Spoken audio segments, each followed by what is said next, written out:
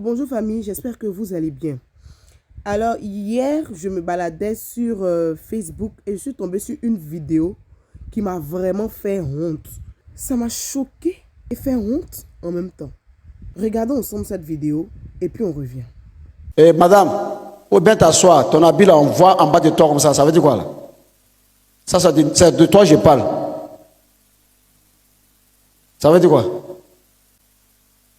Quand vous vous habillez à la maison, au moment de venir, vous ne savez pas que vous venez dans la main de Dieu. Qui a envie de regarder vos cuisses?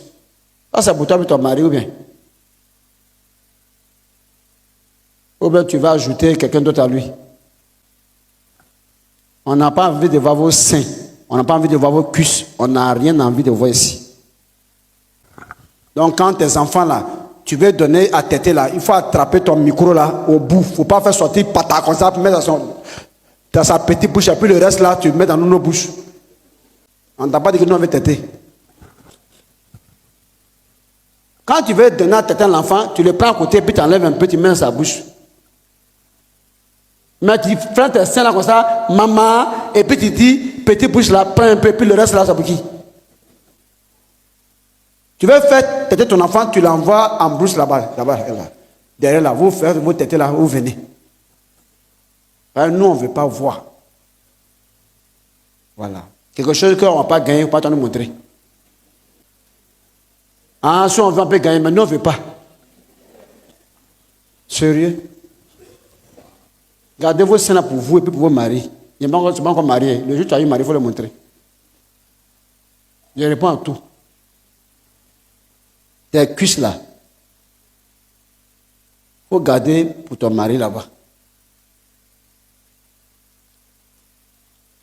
S'il ne veut pas regarder, il faut prendre brosse. Quand on prend laver les jeans, après tu as brossé. Vos seins sont pour vos là-bas là, vos cuisses là. Ici là, quand on vient, ça fait de Dieu, ça soit bien correct. Tu ne vas pas faire quelque chose à quelqu'un. Oh, tu peux t'asseoir et tu oublié comme ça. Ou monter ton faux caleçons qui sont en bas de toi. Non, il faut que je parle. Hein? Toi-même, ça c'est dimanche. Tu as apporté ce qui est court, et puis ce qui est volant, et puis ce qui est ouvert, et puis tu ouvres tes pieds, puis ce qui est ouvert. Maintenant, tu es assis là. Si tu as envie de prendre vent, il faut te coucher dehors, tu sors tes pieds comme ça. Tout d'abord, sachons que lorsque nous sommes nés de nouveau, lorsque nous sommes chrétiens et nés de nouveau, nous faisons tout par le Saint-Esprit. Nous parlons par le Saint-Esprit. Nous dansons par le Saint-Esprit. Nous prêchons, nous chantons. Nous faisons tout par le Saint-Esprit. Nous posons même des actes par le Saint-Esprit parce que nous sommes chrétiens et quand nous voulons faire quelque chose, nous demandons au Saint-Esprit de disposer toutes choses, de prendre le contrôle. Donc c'est le Saint-Esprit qui prend le contrôle de notre corps, de notre âme et nous faisons ce que nous avons à faire. La Bible déclare dans le psaume 127, le verset 1. Si l'Éternel ne bâtit la maison, ceux qui la bâtissent travaillent en vain. Si l'Éternel ne garde la ville, celui qui la garde veille en vain. Ça veut dire qu'en toute chose, nous avons besoin du Saint-Esprit. Mais dans ce que nous venons de regarder, où est la place du Saint-Esprit? Et ce genre de conseil ne peut pas faire changer quelqu'un. Bien au contraire. Et j'irai encore plus loin pour dire que l'homme de Dieu ici a manqué de sagesse. Une parole de sagesse selon la Bible est une loi de santé pour le bien-être physique et spirituel d'un enfant de Dieu. Ce genre de parole, je dirais, fait fuir les fidèles. Imaginons que c'est une nouvelle âme qui est arrivée. Si moi j'étais à la place de l'homme de Dieu, bien sûr, animé de la sagesse, j'allais juste lui dire de bien s'asseoir et après le culte, j'allais l'appeler, soit dans mon bureau ou l'appeler juste à côté. On s'assoit et je lui parle. Je lui donne des conseils. Mais la manière dont il a repris la personne, quand la personne va partir là, la personne ne va plus venir. Plus jamais la personne ne va venir. L'homme de Dieu va dire, mais bon, c'est une âme, c'est rien, c'est une seule personne. Mais de la même manière, il y a de la joie au ciel lorsqu'une seule âme est gagnée. Imaginez lorsqu'une âme se perd. Imaginez lorsqu'une personne rétrograde. Forcément, il y aura de la tristesse.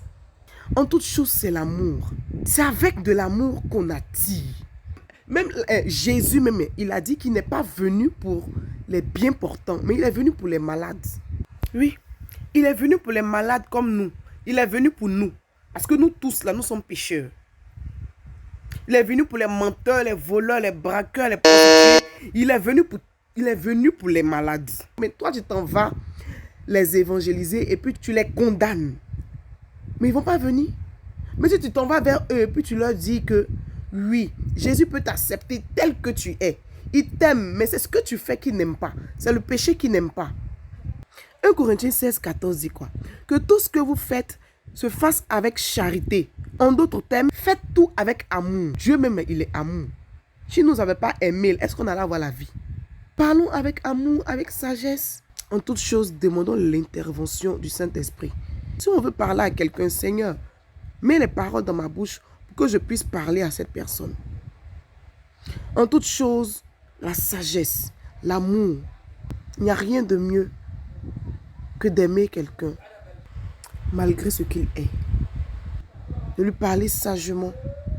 C'est à travers cette sagesse et cet amour que la personne changera. Que le Seigneur nous bénisse.